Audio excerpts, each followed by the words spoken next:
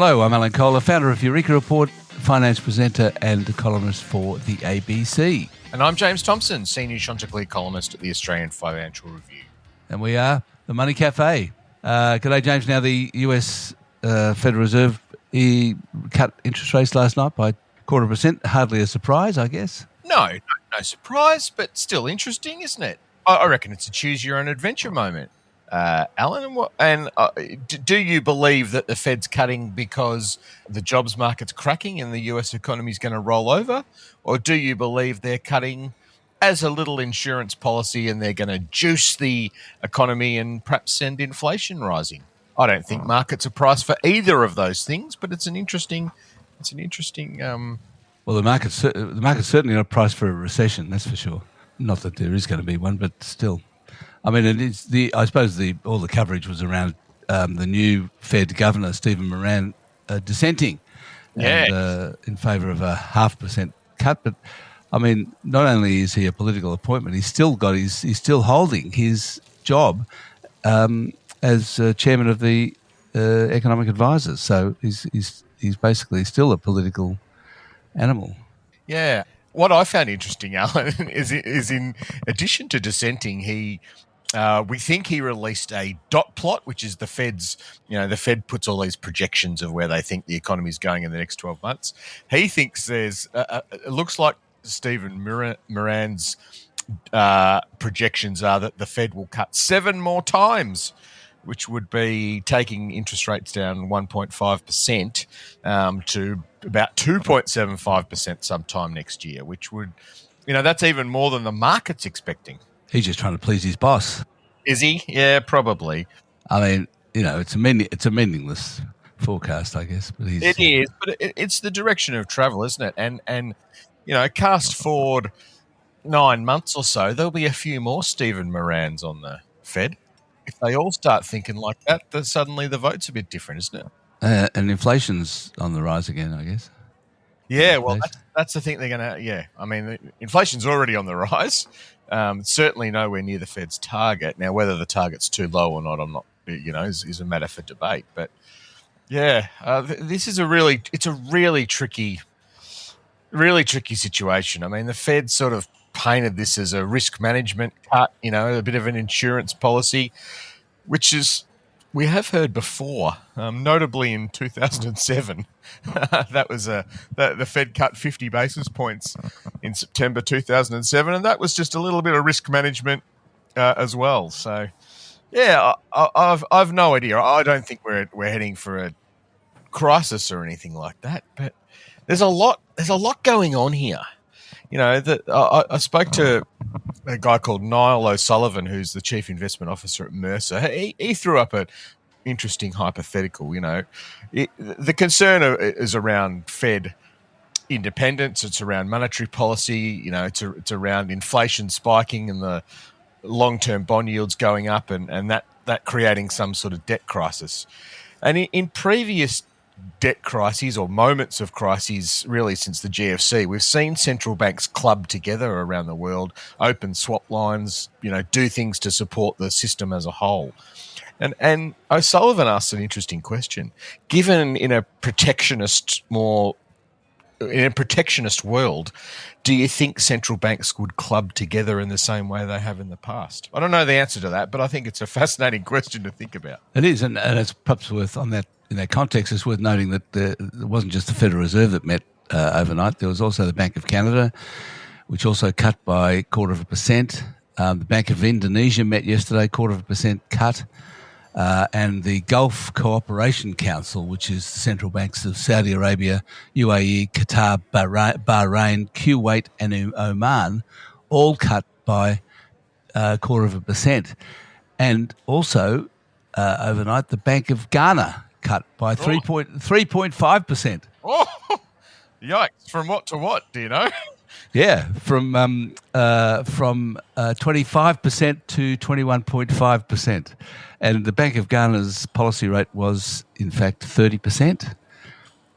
So they're cutting it. But the interesting thing about the Bank of Ghana is that their inflation target is 6 to 10%. Yeah, right. There you go. So you'd know where Ghana is, wouldn't you? It's on the West African coast between Cote d'Ivoire and Nigeria. There you go. Well, I didn't know much about its monetary policy until this very enlightening conversation. So, And what's more, to come in the next 2 days, we've got meetings from the Bank of England, the Central Bank of Norway, South African Reserve Bank, the Central Bank of Taiwan, the National Bank of Moldova, and the Central Bank of Costa Rica, and the Bank of Japan, and the Bank of Mongolia. So it's all happening in central bank land this week. Yeah.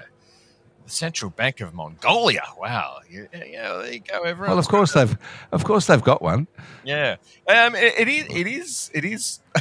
My friend Niall O'Sullivan did make the point to me, and maybe it's worth making with all these various places, that the idea of central bank independence, we're all getting very hot under the collar about it now. It's not actually that old a concept. Central bank independence is a fairly new thing, and perhaps in some of those nations you've just rattled off, it's still to come. But well, yeah. That's right. And even in Australia, the central bank independence is only 30 years old. Yeah.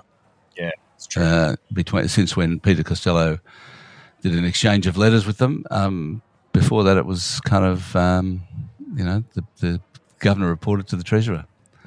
Yes, interesting. Indeed. Moving along, the Santos, another takeover bid's fallen over. They can't sell the place. Yeah, $36.4 billion takeover from a company called ADNOC, which is Abu Dhabi's national oil company. As you say, this is the third takeover for Santos in the last couple of years. It's fallen over. I'm wondering whether they've got termites. Everyone, all the bidders come in, they do a building inspection and run away as soon as they get the results. Maybe. Look, it's an interesting one, isn't it? I think if Santos, this looked like the deal that was going to get done. I mean, the Abu Dhabi National Oil Company's obviously got no worries about owning fossil fuel, very deep pockets, desire to set up and expand their business interests around the world. This looked like the bid that would get through for Santos, but it just hasn't worked out that way. Seems to be a combination of sort of time, bid was made 3 months ago. This thing's been dragging on. There's some tax issues that Santos is going to be dealing with. And it's... The tax issues are in Papua New Guinea, aren't they? That's right, yeah. And then there's some, apparently some surprises in the due diligence process. I mean, there's always surprises in the due diligence process. Termites, yeah. But I mean, it really does leave Santos in a bit of a pickle, It has been trying to sell itself quite deliberately, quite openly for some time. And when a bidder like ADNOC walks away, you sort of go, well, who's actually going to buy this thing? So, yeah, I don't know what the answer to that is, but it's sort of a fascinating question. Don't they have to split up and have at least two companies? That might be the way to go, but they've been very hesitant to do that for some time. So, yeah. Why?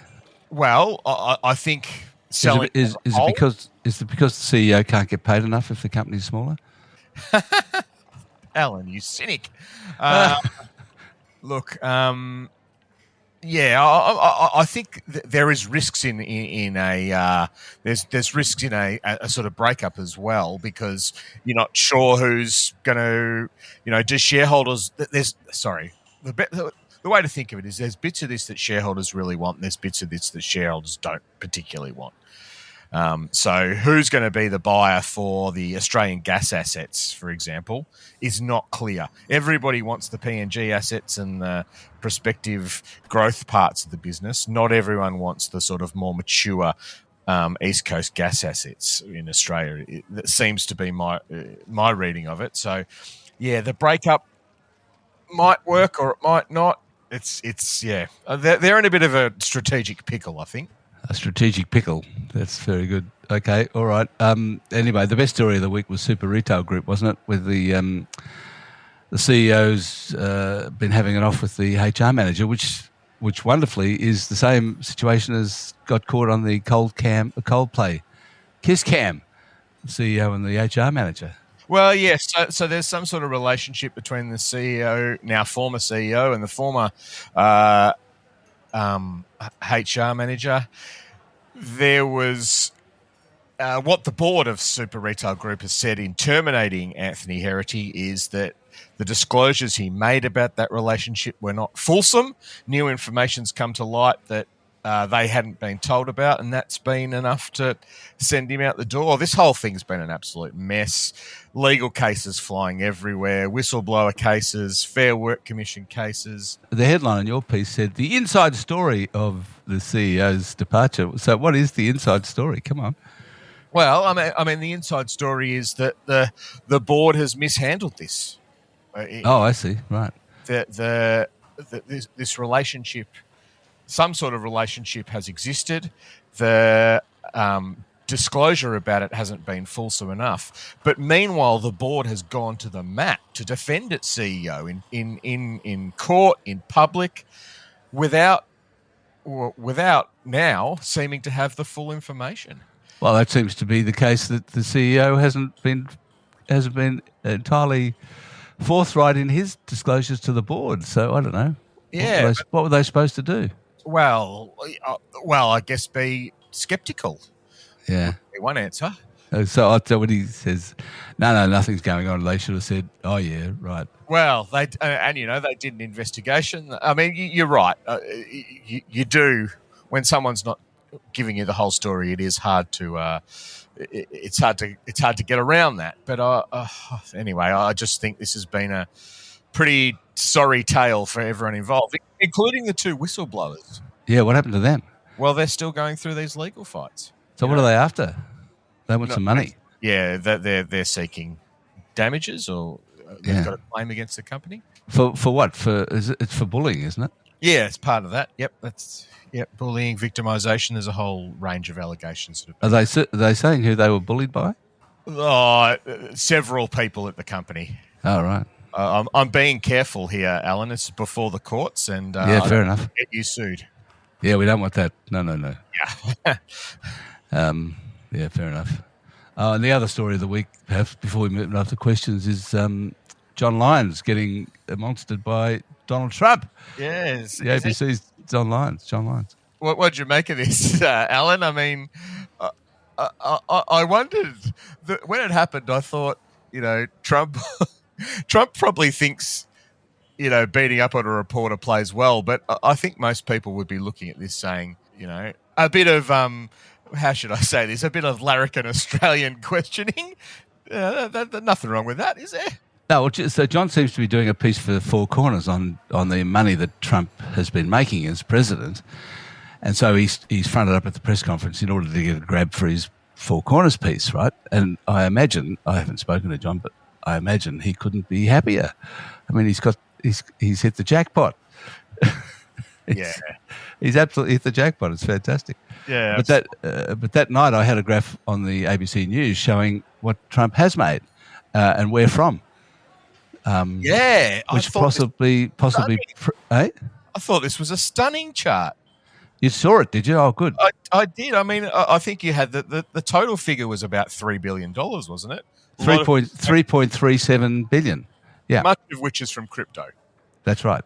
But it's a range of things, and I mean, it came from a massive story in the New Yorker magazine about a month ago that they ran, and I suspect that's what's prompted the Four Corners piece. They've absolutely gone chapter and verse into what he's been making, and they included that chart in the piece. Yeah. It's well, look, I mean, I think it's as you say, can't wait to see the story that John puts together. He's got the brilliant moment to go with it now. So good on him. That's right. Yeah, good on him. It's going to be good fun. All right. Before we get to this week's questions, let's have a quick word from our sponsor. Retirement looks different for everyone, but planning ahead is the key to shaping the retirement you want. Join Alan Kohler and Alastair Davidson on Tuesday, 23 September at 1 p.m. for a free webinar on building wealth for retirement inside and outside of super. They'll explain the role super plays, what you should know about SMSFs, and why it can make sense to invest outside of super. Whether retirement is 10 years away or just around the corner, this session is a practical guide to help you reach your goals. Register now at investsmart.com.au/events. Okay, first question's from Angus. Years ago, Tony Abbott's days, we used to hear a lot about Australia producing only about 2% of global greenhouse gas emissions, and hence any reductions on our part would have minimal consequences for global warming. This theory was supported by evidence that China and India were continuing to make big investments in coal-fired power generation, thus pushing up emissions. We don't seem to hear this argument nowadays.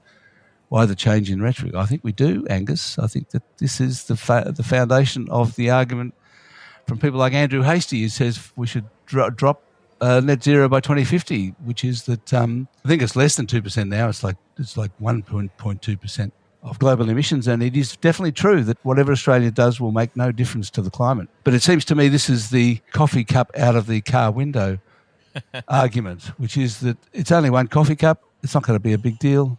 But you don't do it, do you? Because you'd be a litter bug, and why would you do it? Because, Australia doesn't want to be a litter bug. It's crazy. I mean, this idea that just because we've got 1.2% of global emissions, we shouldn't do anything is just a terrible argument. I mean, what is the matter with these people? I think Angus is right, Alan. I don't hear this argument as much as we once did back in the Tony Abbott days. I mean, I think you're right. There's still those who are against it and moving towards net zero still using it, but they're in the minority now, aren't they? Really? We've got a pretty aggressive carbon emissions reduction target. It's legislated. We saw that climate report this week that had some pretty scary sort of warnings about where climate's going in it. I don't think we're... I don't think... Oh, no, you're right. I mean...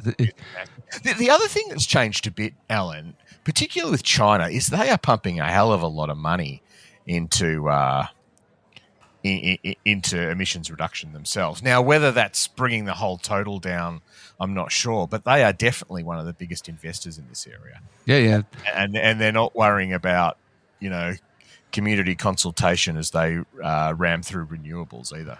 Oh, no, the thing about China is that they're the biggest investors in everything, in coal-fired power stations, in renewable energy, solar and wind, and in nuclear. I mean, they're doing everything because they recognise that in order to be a global leader in artificial intelligence, you've got to have tons of electricity for data centres. I mean, This is the future of technology in the world is all about electricity. And so they're just going after everything. Yeah. Phil says Australia's corporate tax rate is often called high, but with dividend imputation and around 50% of the share market held by super funds, many in 15% or 0% tax environments, isn't the effective tax rate on corporate profits much lower than 30%? If franking credits are largely refunded, could the real tax take be closer to 25% and falling? Would a lower company tax rate, say 27%, combined with a modest pension phase tax, say 5%, help rebalance the system without reducing overall revenue? Or is that politically impossible? Probably politically impossible. I mean, I think the companies talk about their effective tax rate, don't they, Alan? It's generally lower than 30%, but not that much lower. I mean, but the dividend franking's got nothing to do with it. I mean, the companies pay the tax. The dividend imputation is to shareholder. Well, that's right, and it's to prevent the company profits being taxed twice. Yeah. So you get the company tax, and then you get the tax on the dividends, which is post-tax money. So I don't know. I mean, I don't see there being much push for change around the corporate tax rate at the moment. Alan, I think, I think through the economic reform roundtable process, there are a few ideas thrown up. It's more about how do we get sort of dynamism and investment going rather than cuts to the corporate tax rate. is my sense at the moment of where the debate is. Yeah. Okay. James says, I'm a financial advisor and wanted to provide some clarification on a point raised about the Bentham Income Fund.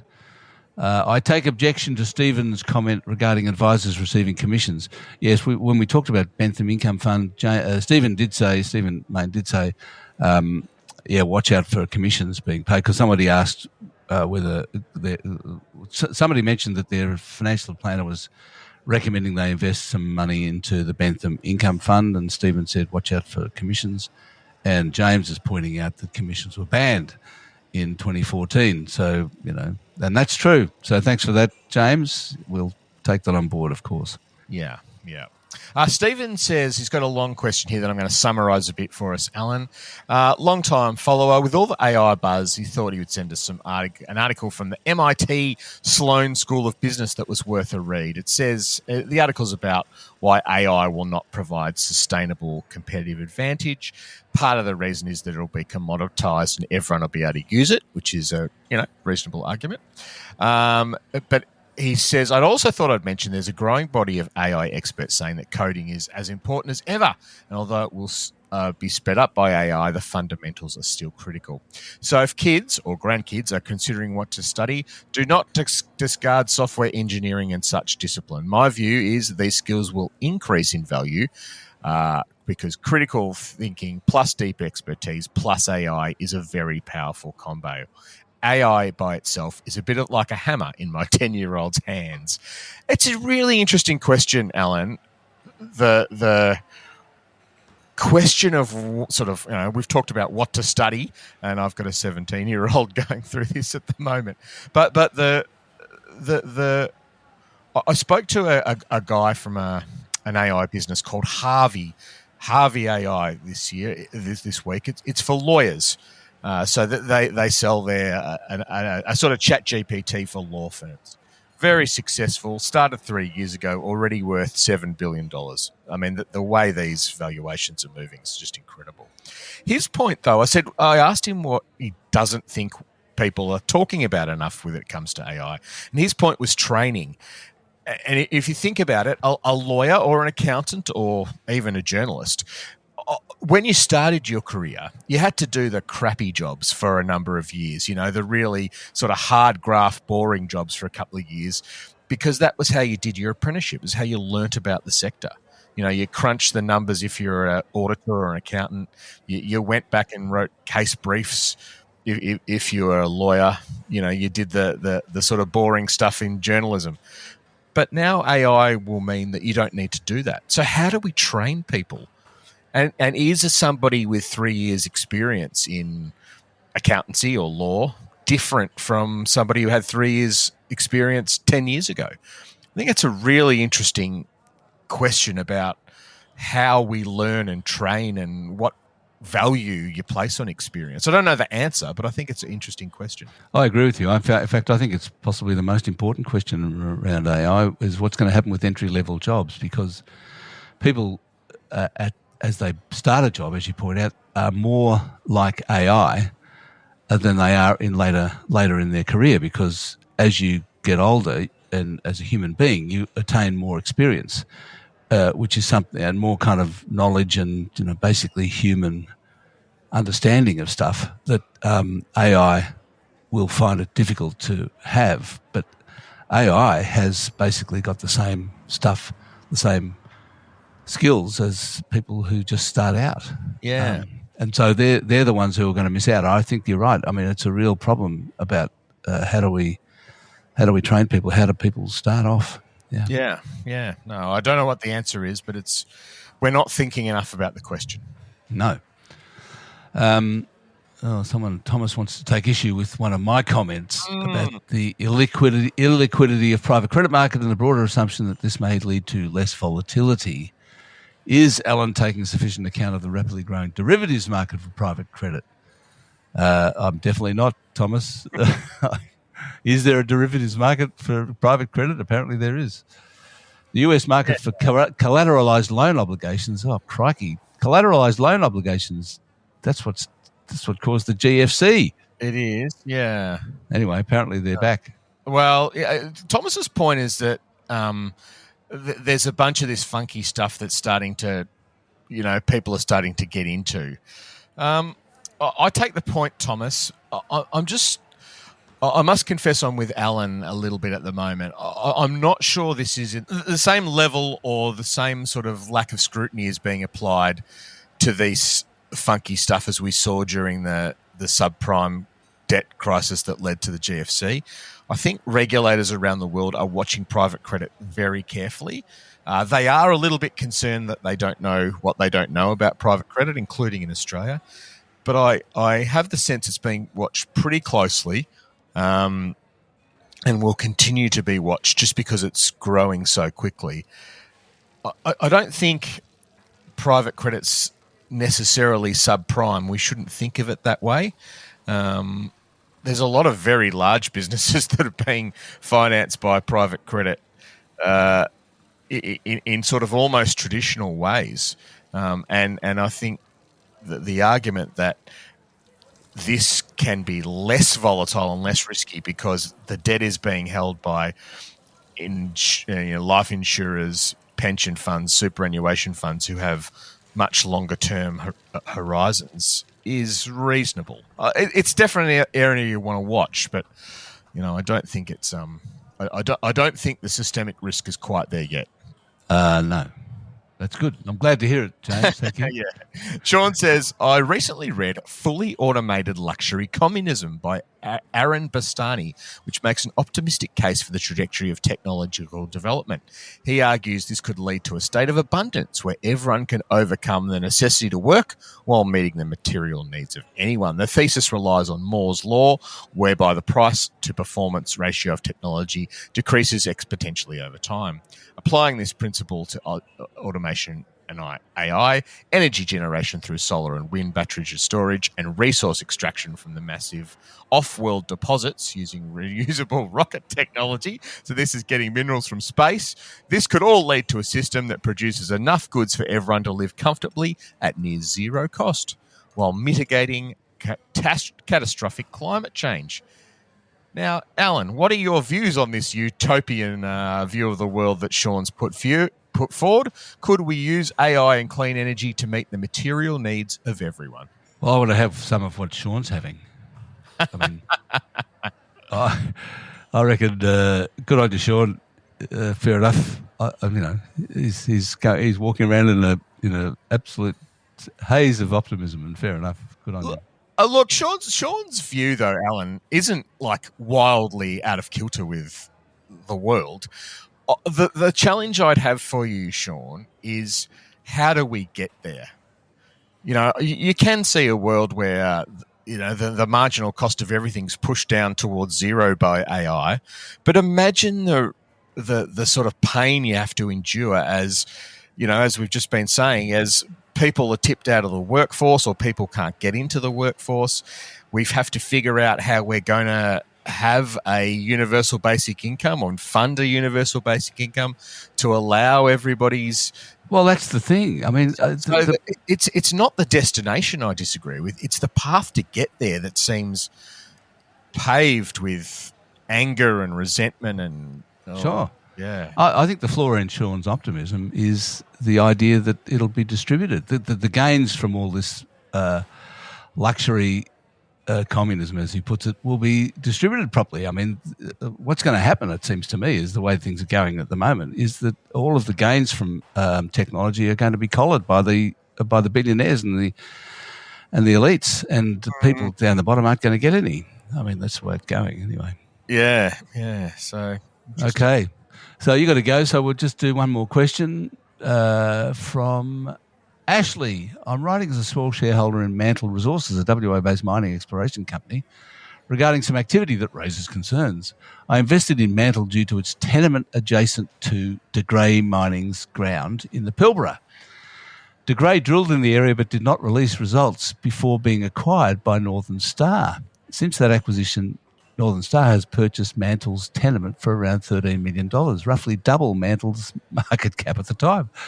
My question is, if Northern Star was aware of favourable drill results that were not disclosed to Mantle and which would have been material to Mantle's value, could this constitute illegal or improper conduct? And how does the board stand up approving a sale of tenement for double the market value without raising any eyebrows. And they've got an AGM coming up on the 21st of October, which I hope Stephen Mayne goes to and asks them some questions, because I think that's very interesting. It is very interesting, although let me flip it back at you, Alan. If I was willing to come and pay double your net worth for your house, are you doing the right thing or the wrong thing? Who's doing the wrong thing? So Northern Star is buying Mantle's tenement next to the De Grey mine for $13 million, or roughly double Mantle's market cap at the time. So it sounds like Mantle's being paid pretty handsomely for its tenement. Why would the board be? I mean, isn't the board doing the right thing by shareholders by approving a deal like that? Yeah, of course. But the question, it seems to me, which I don't know, Ashley's not exactly fingering the question, is what did the board know? I mean, because people have been selling their shares in Mantle at half of the $13 million value without knowing that the thing, that they're sitting on a gold mine, right? So did the board know that they were sitting on a gold mine or whatever it was, and didn't disclose it, or what? I mean, what's going on? Which board? The Mantle board.